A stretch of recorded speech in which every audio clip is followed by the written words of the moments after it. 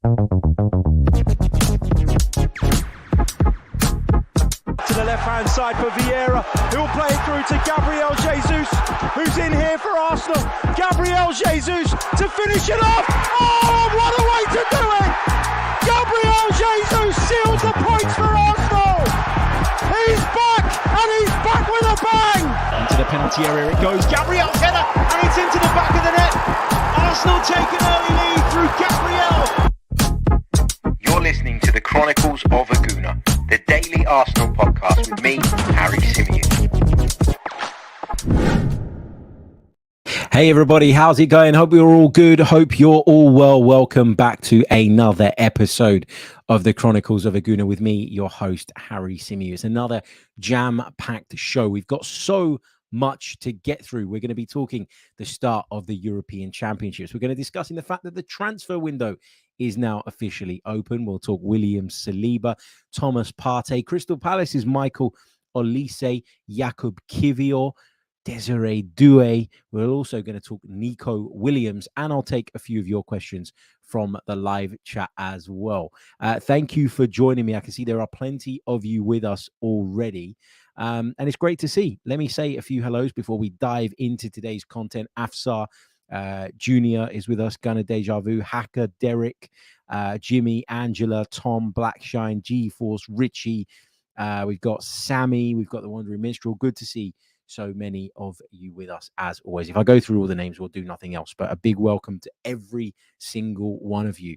Remember, if you're watching us on YouTube, you know what you're going to get by now. So leave a like on the video if you haven't done so already. Subscribe to the channel too if you're brand new. And if you're listening on the audio platforms, you know what to do. Leave us a review because it really, really does help. It's Euros Day. Euro 2024 kicks off tonight. Germany, the host nation, taking on Scotland. I can't wait. I've been saying that I think this is a really good opening game because Scotland are kind of good enough to cause an upset.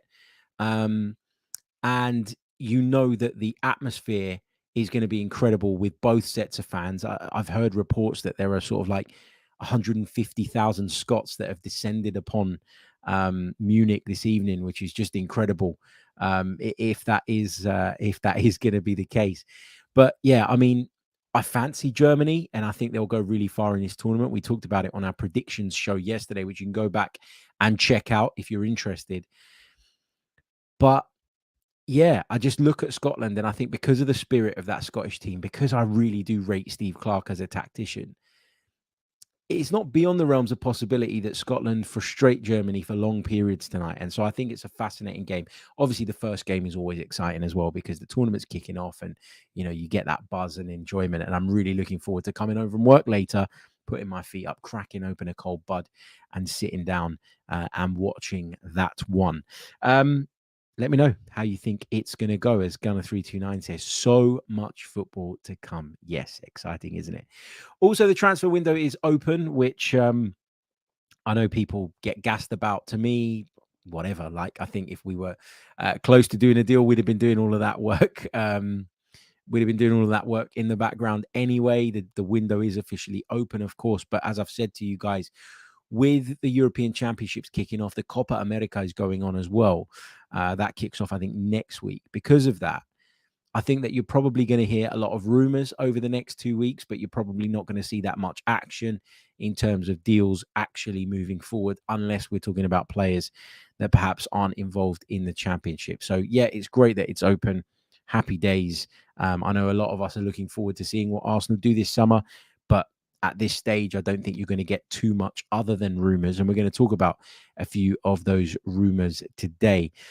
Let's kick off then by talking about the first rumor that I want to touch on today's show, which involves Thomas Partey. We'll do that first.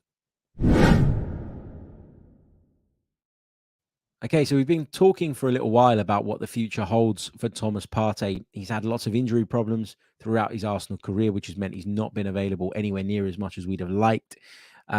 He goes into the final year of his Arsenal contract, and I think that's put a lot of people in the mindset of get rid of him now, get something in for him, and look to regenerate that midfield. And I always think it's kind of dangerous, sort of completely, trying to reshape something after you've had a relatively successful season. And although Arsenal didn't end up with silverware, I think when you look at all the metrics and you look at how far we pushed it, I think you've got to say that it was a good campaign. Normally, I'd say I wouldn't rip it all up and start again, and I'd try and make gradual changes because we've got something there that really, really works. But when it comes to Thomas Partey, I don't necessarily feel that way. I think he's a wonderful player, a wonderful talent, and I've talked many, many times about what I think he brings to the team that not a lot of others can. The problem is that we only had him for the last stretch of the season and for the first few games. And all that time in between, he just wasn't there. So the midfield that we'd be left with if Thomas Partey was to depart is a midfield that we coped with for a lot of last season. Now, granted, I thought it got better when he came back in. And, I think at times we saw the spotlight shone on what was missing when Thomas Partey was absent after he returned, because we were more dynamic. I thought we were moving the ball quicker. I don't think it's a coincidence that the likes of Saka and Trossard and Odegaard started playing better again because they were getting the ball nice and early. But I do think we're at a place now where we need to bring in someone that can do what Thomas Partey does, but that we shouldn't be afraid of moving Thomas Partey on. And according to some reports that have been doing the rounds over the last sort of 24, 48 hours, Arsenal are looking for around about £20 million for Thomas Partey. And it seems like there is a fair bit of interest from Saudi Arabia. We did hear this last summer and it never materialized into anything.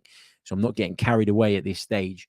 But if we are going to get that £20 million fee that it's understood Arsenal are looking for, Saudi's probably your best bet. Now, the problem is that's really dependent on Thomas Partey, because does Thomas Partey want to make that move? Because if he doesn't, then we've got an issue. So it's all well and good saying sell him to Saudi because that's how you're going to get that fee that Arsenal are said to be looking for. But does the player want that at this stage in his career? He turned 31 yesterday, Thomas Partey, so he's by no means over the hill.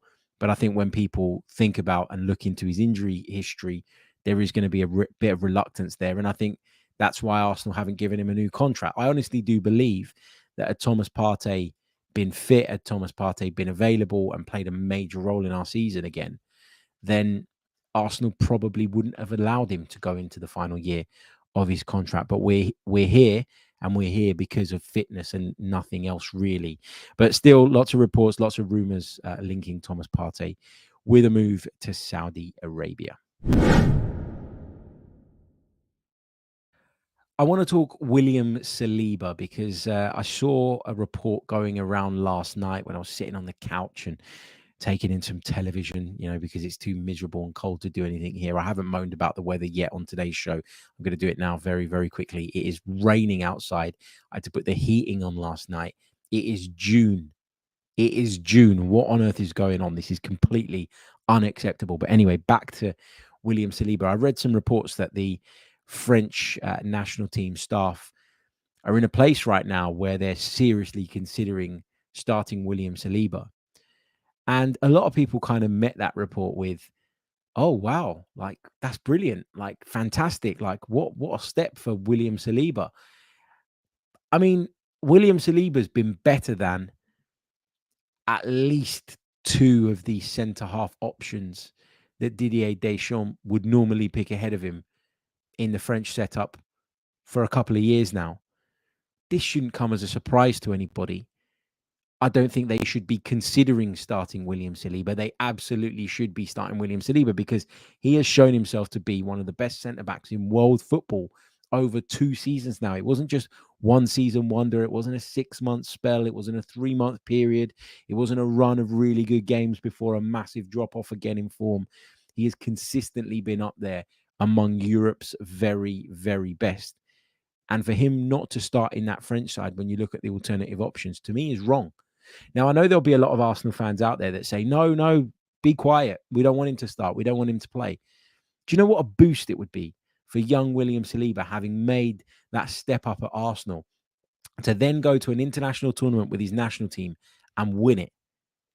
Do you know what that does for the player? Do you know what that does for Arsenal in terms of his value?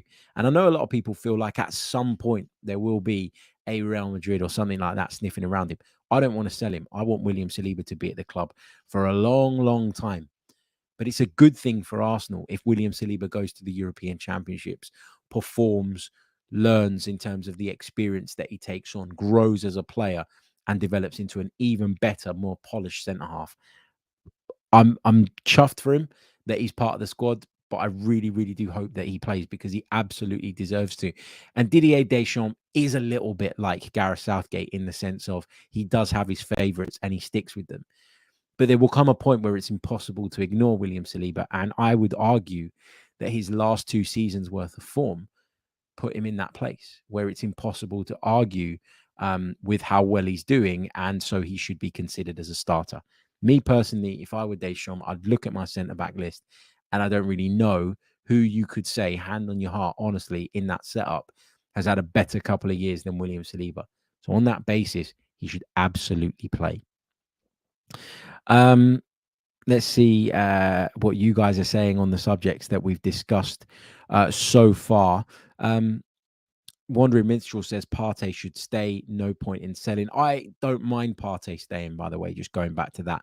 I haven't got an issue with it at all because I do think that you are very limited in the clubs from which you're probably going to get those kind of offers. That's why I say it's Saudi or nothing. If you don't get 20 million, what's the point? If you're going to get 10 million and then have to go hunting for a replacement, bring in a first teamer, but maybe you have to bring in somebody else as well because we've lost El Neni, etc. Squad player, obviously not someone that's going to start. But yeah, I think I would prefer to keep him unless there's an irresistible amount of money on the table. Stefan says after the match against Canada, Deschamps cannot ignore Saliba. Zamoud says Deschamps is stubborn. He is, but he's been incredibly successful as well. So I think he's kind of earned the right to have people sort of back off when it comes to some of his decisions. But anyway, Thomas Partey, is he going? Is he staying? That remains unclear at this moment. We know what Arsenal are looking for him, and William Saliba could be about to start for Le Bleu in the European Championships. Le Bleu, did you like the way I said that? But yeah, let's see what happens. Let's see how it goes. Okay, on to the next story. Crystal Palace's Michael Olise is the subject of interest from Chelsea, Newcastle United, and Bayern Munich, who have all, according to reports, made approaches to Crystal Palace to find out for what he'd be available. I don't know if he's got a release clause, Michael Olise. I've heard people say that he has. I'm not entirely sure about that, but I'm not going to get caught up in the financials of this. I want to talk about whether or not Arsenal are missing a trick here. It's clear that, you know, they've got indications from the player that he'd be willing to move on. There's been a lot of talk about Eze and Olise. Can Crystal Palace keep hold of both? I really doubt it, which is a shame for them because I think under Oli Glasner, they've shown signs of improvement and taken a step forward in the right direction. Michael Olise, French international in the squad for the Euros. Eberechi Eze with the England squad as well. So their stock has increased dramatically. But knowing what we know about the way Crystal Palace like to, and I guess to a certain degree have to operate, I wouldn't be surprised if at least one of them left the club this summer. Chelsea, Newcastle and Bayern wasting no time. Even before the window was officially open, they've gone and made their inquiries. If he was to join one of those clubs, would there be a sense of regret among us Arsenal fans that we didn't try and convince Michael Olise to come? I'm not really sure. I've got no doubt about the guy's talent. I was tweeting yesterday about his injury record, which slightly concerns me.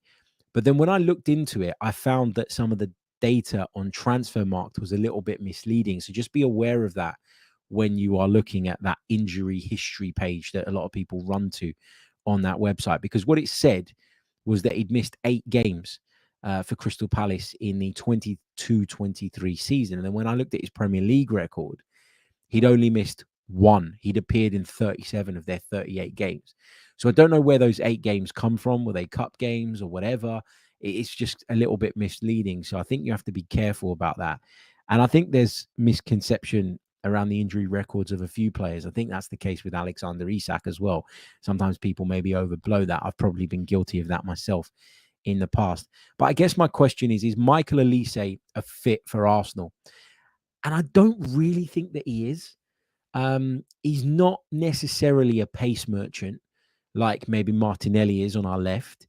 Is he as devastating when he cuts in as Bukayo Saka? Not quite sure, not at this stage in his career.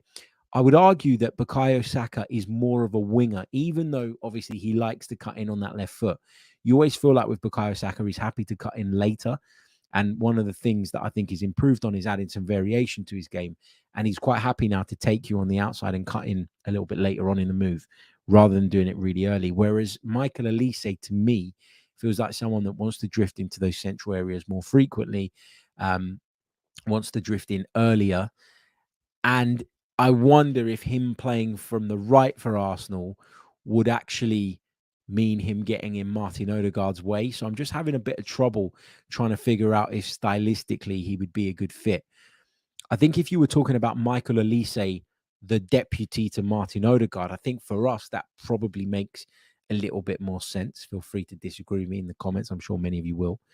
But yeah, I'm not looking at this one going, come on, Arsenal, pull your finger out, get on with it, get involved in this, because I would back us to secure him over any of those clubs when you look at where we are and where they are. But yeah, I don't feel that strongly about it. And the reason I wanted to talk about that today was because I had a few messages yesterday from people saying, why aren't we moving for Michael Olise? And I sat there and I kind of just thought, well, I'm not really actually that fussed about this one. And there's got to be a reason why. That is my reasoning why. I'd be interested to know what you guys think.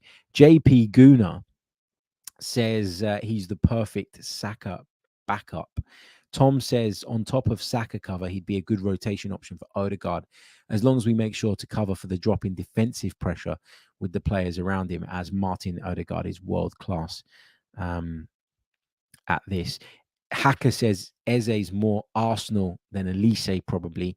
Is there an argument that Olise is more continental? Zamoud says Olise is more creative. Richie says, I'm not sure he'd want to be a squad player. That's obviously an issue that I'm sure we would face, because if you were bringing him in to play on that right-hand side, well, there's no way you're going to put him ahead of Bukayo Saka. So it does become a bit of a problem. Halo says, if Olise doesn't get straight into the team, which I don't think he would, to be honest with you, there's no value paying 70+ million for a backup. I kind of agree with that, but I think we're at the point now where the squad's getting bigger and bigger, and we're probably going to have to start signing players with a view to them being rotational options. I hear people moaning all the time about our lack of success in the cups in recent years, so we're going to need a stronger squad for those, but we're also going to need to find players to play 2 additional Champions League games in the group stage too. So yeah, it's going to be interesting. It's going to be interesting to see what kind of business we do if we're looking at players for the future. Olise is certainly one for now, but obviously he's future-proof as well because of his age.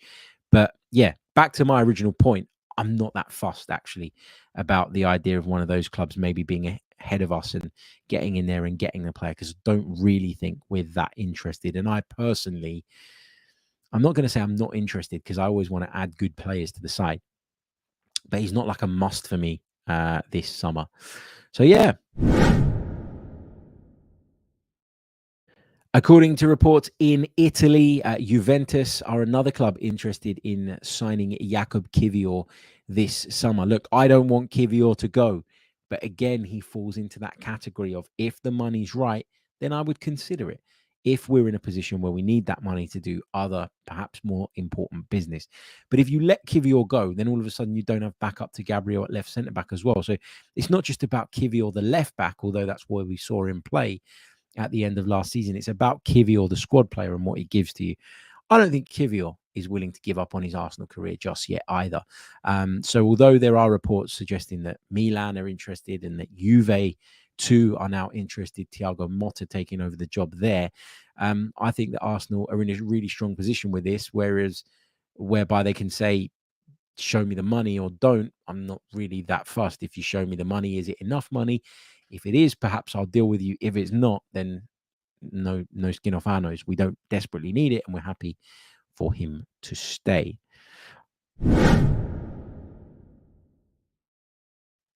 A player that Arsenal are being linked with this summer is a young man, 19 years old, who currently plays his football for Stade Rennais in France, and that is a young man who goes by the name of Desire Doue. As I say, 19 years old, has a contract with the French outfit through until 2026. A French under-23 international, got 2 caps and 2 goals for them. I look at what he did in Ligue 1 last season, 31 appearances, 4 goals, 5 assists, only in the starting 11, 50% of the time. Is it hugely inspiring? Not really, not for me. But this is one of those deals that you'd be doing, I'm sure, with a view to the future. Versatility is something that we know Mikel Arteta really, really likes in a player. And this is a guy who's played right across the attack. He's played predominantly from the left wing for Rennes. He can play from the right as well, and he has from time to time played in a more central attacking midfield position. What's really interesting is that when you look at what foot he kicks with, it says both. There aren't that many players at the moment that can play competently. No, not competently, that's harsh. That can play to a really high standard with both feet. I guess that gives him variation in his game. I guess that adds to the fact that he can play from either side because he's not, too committed to going on the inside of you or the outside of you, depending on which foot is strongest. Because as we see here, he's capable of going either way, which is a positive thing. Looks like a guy with a lot of potential. And you look at his kind of rise in terms of his market value, and it's really gone up over the course of this season to around about, according to Transfermarkt, 30 million euros. But is this one I'd be rushing to do this summer? I don't think it's really a game changer for us. I think this is one of those deals that you do in addition to your core business if you can. But I'm not massively desperate to see this deal happen, if I'm being completely honest with you. But Desire Doue is a name that we've heard for a few days now as somebody that Arsenal are said to be tracking. Let's see what you guys are saying in the live chat. Lots of you talking about that Olise point on rotation. Gunner329 says City have a 100 million rotation option in Grealish, which is true. That's what we're up against, right? Kevin Franks says that Grealish turned into a rotation, though, through a lack of performance. I'm not sure about that.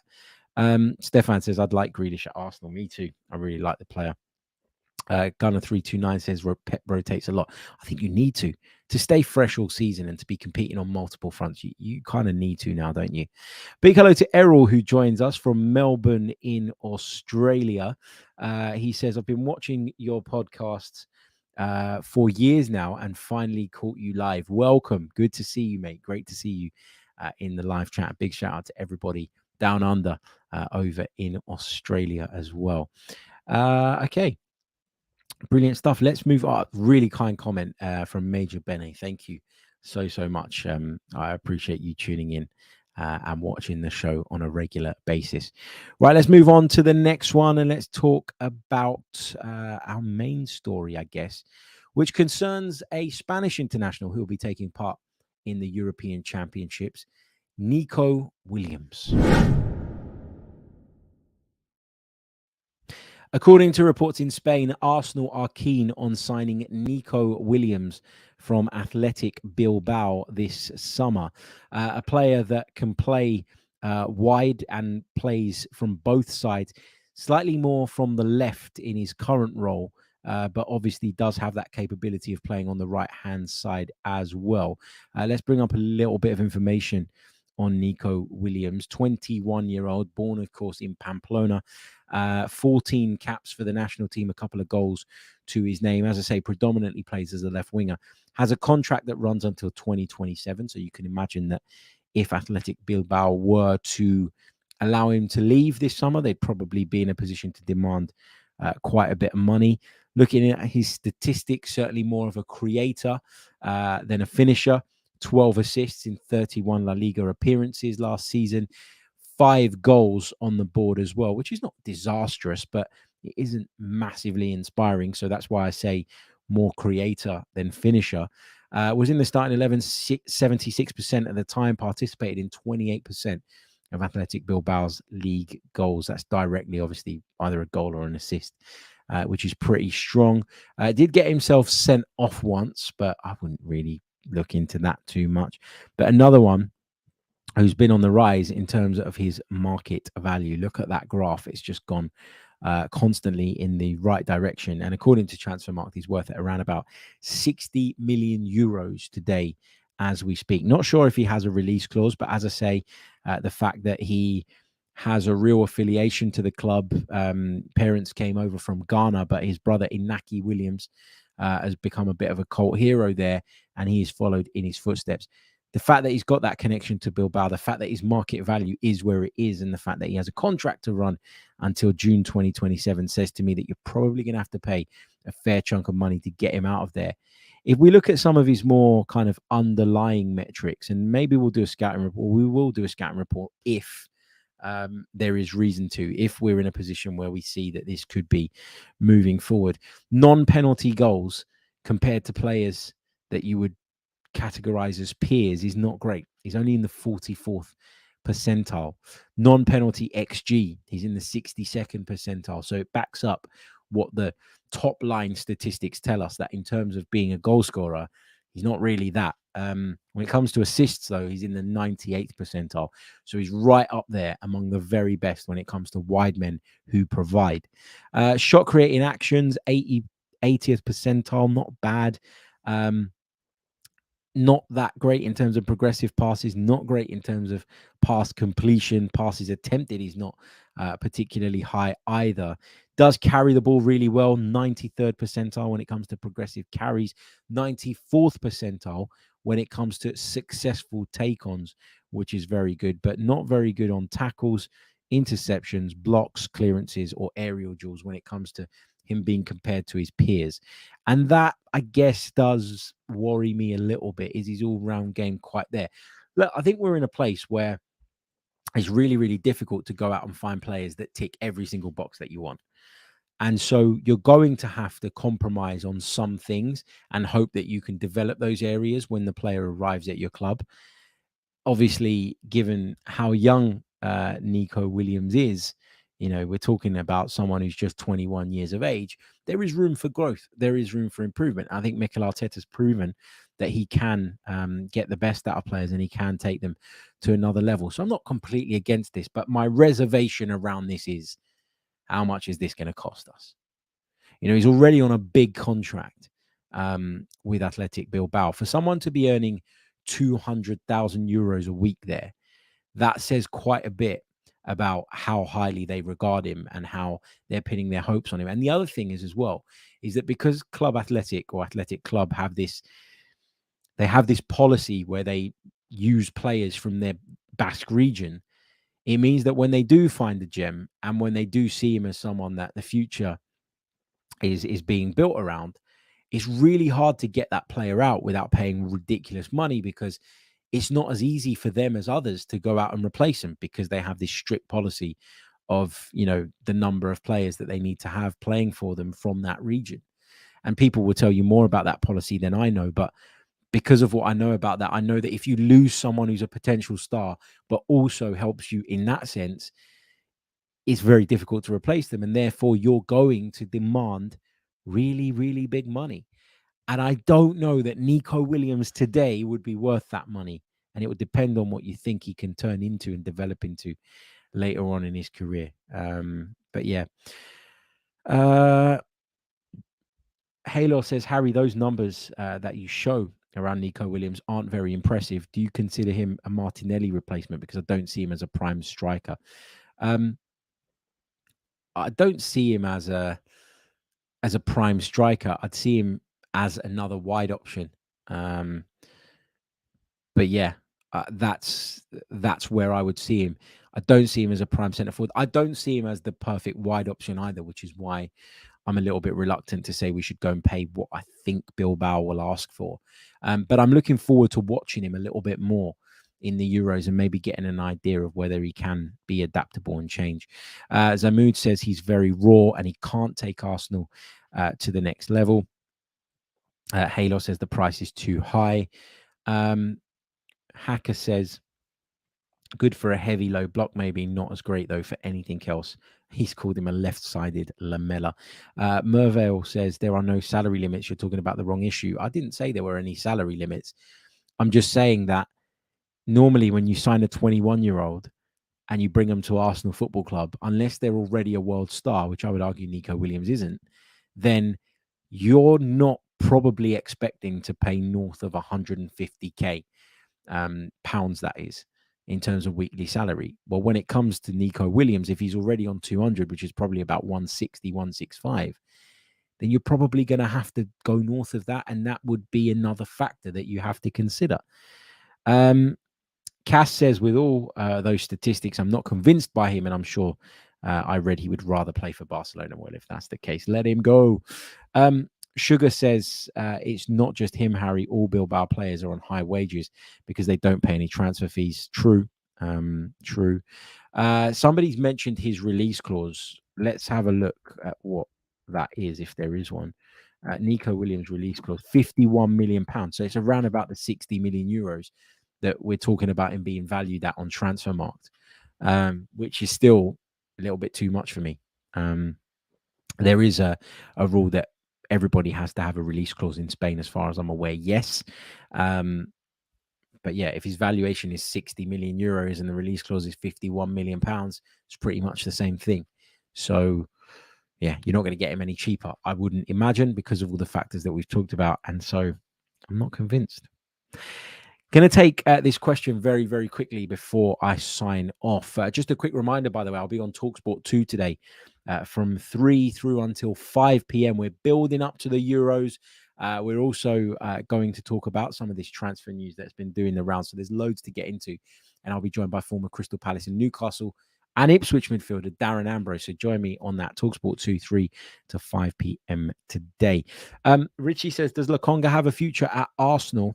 He looked better at Luton. Maybe this is the Partey replacement we've been looking for. I don't think so. I don't think I've seen enough in Lokonga to say that. But I think we saw enough in Lokonga to get a fee for him this summer, which I think was probably the purpose of that loan deal in the first place. And I think it served its purpose. So I'm interested to see where he lands, because I think he's a talented player, but I don't think he's quite at our level.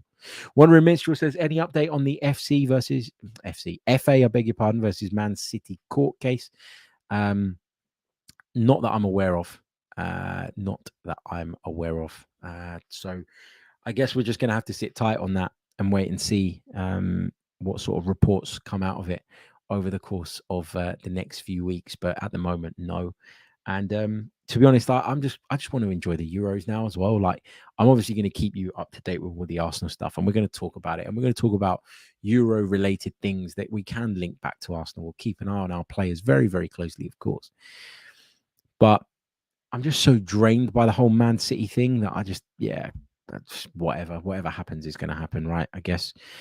Big thank you to Stefan, who says, thank you, Harry. Love the shows, and has made a very, very kind donation to the channel. Thank you so much for that. Look, I've got a dash because I've got to catch a train. Big thank you to everybody that's tuned in. Don't forget to leave a like on the video if you haven't done so already. It really, really does help. Subscribe to the channel, please, if you're brand new. And if you're listening on any of the audio platforms, you know what to do. Leave us a review. It really, really does help. We'll be back on Saturday with another episode of the Chronicles of a Gooner. Until then, take care of yourselves. Enjoy the kickoff of the Euros tonight, and I'll see you all soon. All the best. Goodbye.